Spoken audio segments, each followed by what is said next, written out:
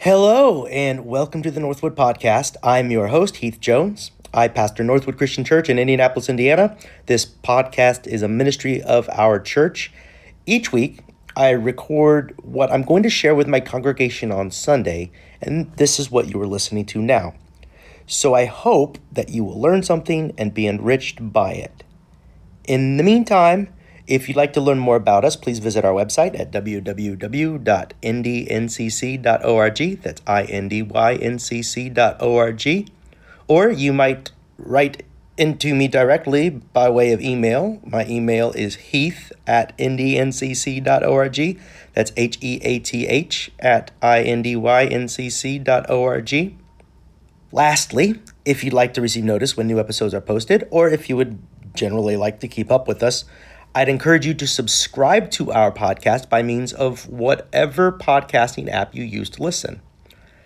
As for this episode, here in a moment we'll be considering a rather intense and somewhat difficult passage from the Gospel of Matthew in the 15th chapter. More on that in a second. Before we do that, we have to break for some ads, and so please stay with us, and we'll catch you after the break.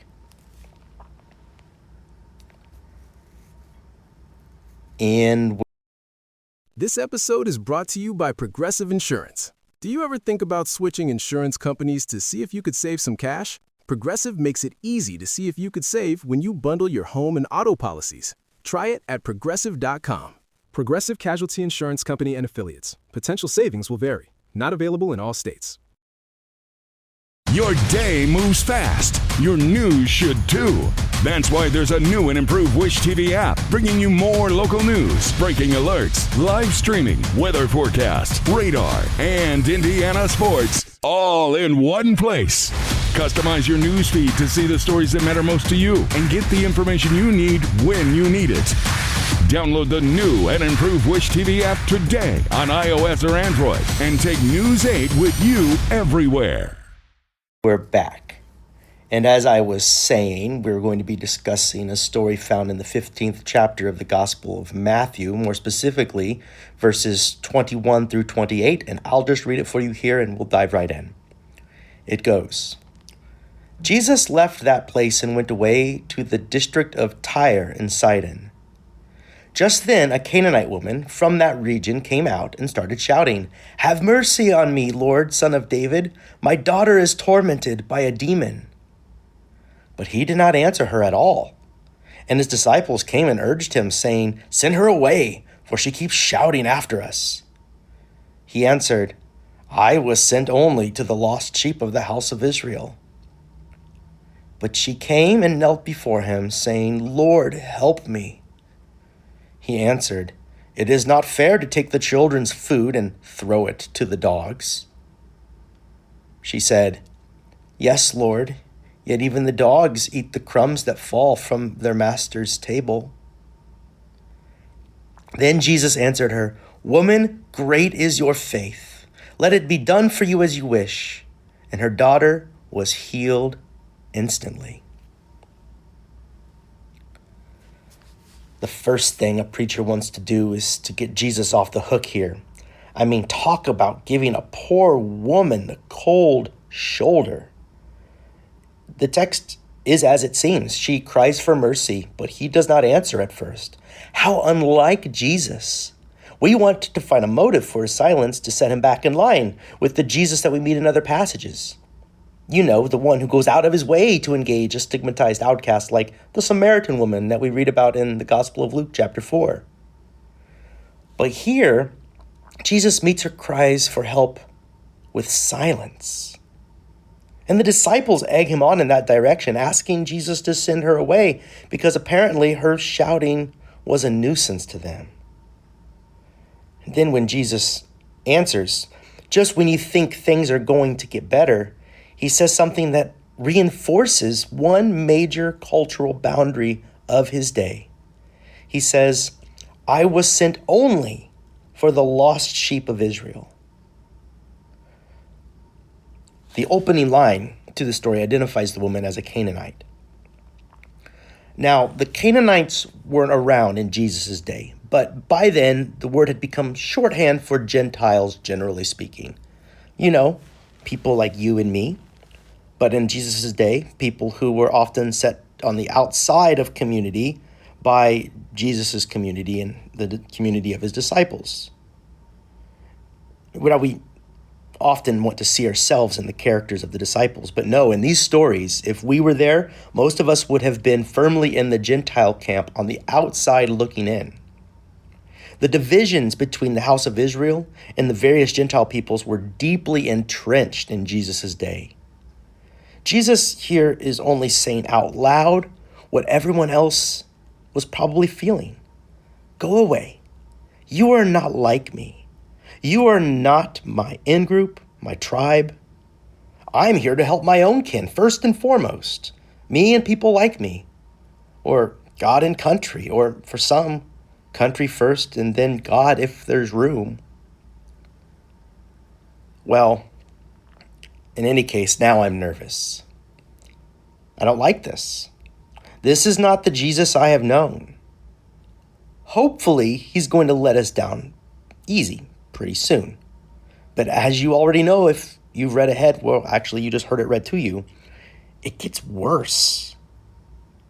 In response to Jesus' negligence, she kneels before him in plaintive fashion, pleading, "Lord, help me."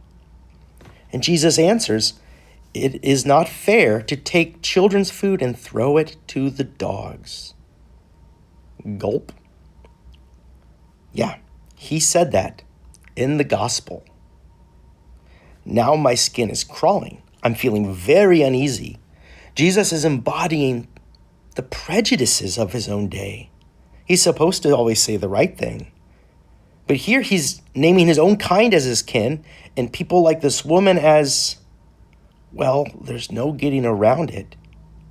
He calls her, by inference, a dog. I don't like this at all. But I remind you, Jesus was human. Sure, uniquely human, or at least human in a unique way, for in Jesus we see humanity and divinity intertwined. But Jesus was human too, and so am I, and so are you. Sometimes we forget this when we talk about Jesus. We forget that he himself admitted to his physical and psychological weaknesses before his execution, asking that God spare him from what was about to befall. Even when he felt it was the right direction to go, he wanted some relief. There are other moments where Jesus' fatigue hinders his ministry, where he must set aside time to recoup from exhaustion. There's humanity for you.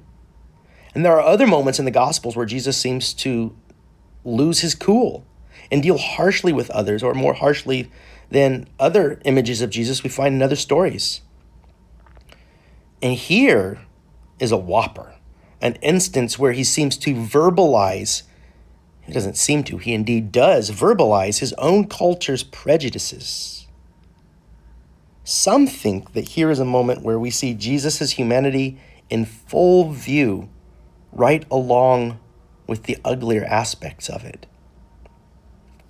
Now, I would like to float an alternative theory, one that is plausible and seems to fit with the Jesus that we know from other places. Because this Jesus, the one who would dismiss a woman and her daughter, calling them dogs, this is a Jesus that feels out of step with other stories about him. It could be that he's vocalizing his culture's prejudices on purpose to make a larger point. That he's, in the end, throwing their prejudices back at them by embodying them, by showing them a better way to treat those that we find difficult to let in. At least that's where the story ends. Perhaps Jesus does not really mean the cutting insults he throws at the woman, but is rather giving a blunter expression to his disciples' own sensibilities and the sensibilities of those who would have been watching this scene play out. For they are the ones who approach him with the complaint, "Send her away, she keeps shouting at us." In either case, the woman's words to Jesus set a different course. They redirect the course of the conversation and expose the prejudice for what it is. To bring it into our modern moment, I'd like to share with you a story in which similar prejudices were expressed in our own times and so exposed. A few years ago, I heard a story from a fellow pastor in this city of Indianapolis about a couple who lived for a time in a large, unsightly Astro van from the 1980s. And they had their vehicle break down in that pastor's church's parking lot. And since they weren't causing any harm, the pastor and her congregation decided to let them park in the parking lot until they had the funds to repair their only shelter and mode of transportation. But wouldn't you know it, prejudices come out, especially at the poor and those who are in the margins of society. And this was a nice neighborhood, so people came complaining, and they kept complaining. Get that old ugly van out of our sight. What an eyesore. My colleague was approached several times by community members complaining until she finally said to one of them, "I'm sorry that their homelessness is such an inconvenience to you." And in that way, she was throwing their sentiments back in their faces to expose them for their ugliness by way of a blunt truth. However, we would feel comfortable with Jesus doing something like that. But in our story, it is the Gentile woman who exposes the ugliness and prejudices with a blunt truth that she throws at Jesus, who is expressing the prejudices, throwing Jesus' seeming sentiments back at him. Jesus says, "It is not fair to take the children's food and throw it to the dogs." To which the woman responds, "Even the dogs get the crumbs that fall from the table."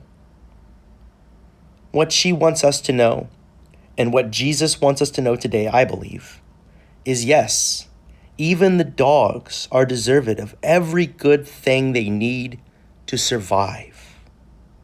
There are other passages where Jesus expresses God's love in this way, noticing those in the margins or aspects of creation and the created world and humanity that we often fail to see. In one passage, Jesus reminds us that God's eye is on the sparrows, after all. And this woman, her daughter, they're not dogs. They are our sisters and mothers. If you read other parts of the gospel, and even to the end of this story, we realize they are closer to our kin. In fact, they are our kin.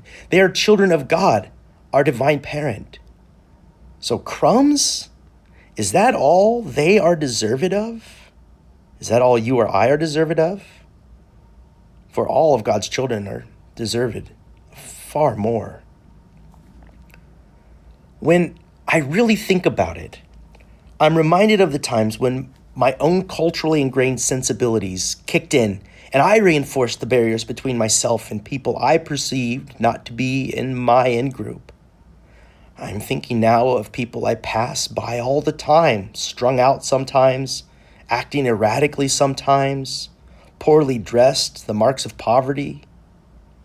Jesus was right to name the demons he encountered in Luke legion, which means 2,000, for they are more than we can account in our culture. And here I'm using it metaphorically to refer to addictions, hatred, greed, racism, exploitation, poverty, generally speaking, and all that gives rise to it. This is just to name a few of the legion of demons our culture is enthralled to. And when these demons approach me embodied in some poor individual, the thought might cross my mind, did I come for these? Are these my kin? Do I need to engage? Should I engage? And in those moments, sometimes I want every reason to meet their presence, or perhaps their voice crying for help with the same silence that Jesus at first met this woman's cry for help with. I want them to just go away. I wish they, simply put, weren't. I sometimes wish they didn't exist, or at least not in the form that I find them. Perhaps if they came back to me reformed, and then we'll talk. In these moments, I find a litany of excuses to get me off the hook. Usually, I say to myself, I've got enough to be worrying about. So Do I ignore their pleas? Sometimes, sure. And when I do answer, do I deflect with some pithy excuse? More than I'd like to admit. Usually, Jesus is meant to help us see how the divine and humanity are intertwined in a positive sense, where the divine calling to love our neighbor as ourselves outmatches the human proclivities towards exclusion and towards degrading those that we are called to love. And usually, I'm challenged by Jesus to an elevated form of humanity, a better way to be. But today, I see how Jesus' humanity is reflected back at me in a way that makes me feel uncomfortable. But the woman, courageous as she is, responds. She does not give up. She counters Jesus' negative words with these words, "Yes, Lord, even the dogs eat crumbs that fall from their master's table." I should note, as an aside, that the Greek word used here for dog is the diminutive form, meaning we're talking about a small dog or perhaps a puppy. And this might mean that the woman is calling Jesus' attention to the one who this conversation is really about. We lose it in the shuffle. This conversation is about her daughter with the demon. This causes me to reflect in this moment on the ways that children are so often footnotes in these conversations about poverty and all of the issues and ills in the world, broadly speaking. When we fail to address the needs of outsiders, we are often forgetting their children as well, and we do well to remember it. In either case, the woman elevates the concept of dog here, insisting that a dog has a right to crumbs at the very least. And in response to this challenge, Jesus changes on a dime and says, "Woman, great is your faith. Let it be done for you as you wish." And her daughter was healed instantly. And I can just think to myself now, wow, what a turnaround. But I've seen it before. These are the actions of someone who acknowledges and faces this deep truth. We are all brothers and sisters, children of God. And when our brothers and sisters are overwhelmed and put under by any manifestation of evil, poverty, depression, racism, hatred, or whatever, we must find some way to engage the brokenness, and as fast as we are able, to turn from our old ways and into the life-giving ways as quickly as we see Jesus pivot in this conversation. The woman asked first for crumbs, for healing, actually, and then for crumbs. And I think we can do better than crumbs. I also think that it's no accident that this story comes immediately after the feeding of the 5,000, where, if you remember, the crumbs, quote unquote, were in fact 12 large basketfuls of excess food.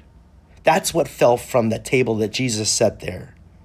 In other words, when we see the world through the lens of the gospel of Jesus, there is more than enough and then some. More than enough food for the world, more than enough water for the world, more than enough compassion for humanity, and more than enough love.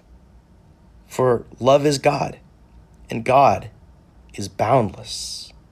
And so crumbs, no, far more than crumbs. The journey our hearts must take in relation to the people in the world is the journey Jesus took with this woman. He was first moved from silent, seeming indifference to begrudging engagement, from begrudging engagement to condescending conversation, but hey, at least they were talking. Then, through the course of the interaction, Jesus broadened the scope of the gospel's mission to include those who were, for centuries, seen as outside of God's priorities by some. Jesus says that the woman has great faith, putting her in the same league as the ancestral heroes of his faith, of the Moseses, the Abrahams, and the Elijahs. In other words, she has a place not under the table for the crumbs, but at the table proper, right alongside the greatest of the greats.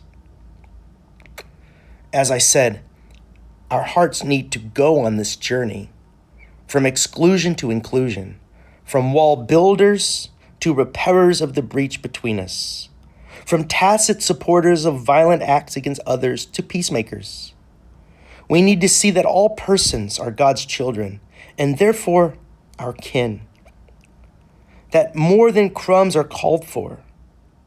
The lens of the gospel helps us to see abundance out of seeming scarcity. Our love for others must not be an afterthought like leftovers after a meal. Our love for others must be as bountiful as the table that we would set for ourselves. After all, aren't all invited to the table Jesus has prepared for us in our communions? Aren't all deserved of far more than crumbs? Don't all have a place at God's table? You're listening to this podcast, so I know you've got a curious mind. Here's a helpful fact you might not know yet. Drivers who switch and save with Progressive save over $900 on average. Pop over to Progressive.com, answer some questions, and you'll get a quick quote with discounts that are easy to come by. In fact, 99% of their auto customers earn at least one discount. Visit Progressive.com and see if you can enjoy a little cash back. Progressive Casualty Insurance Company and Affiliates. National average 12-month savings of $946 by new customers surveyed who saved with Progressive between June 2024 and May 2025. Potential savings will vary.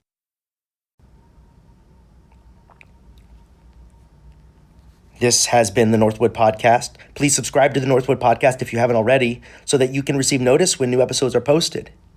We hope that you have had a good time listening to this and that you have a wonderful rest of your day.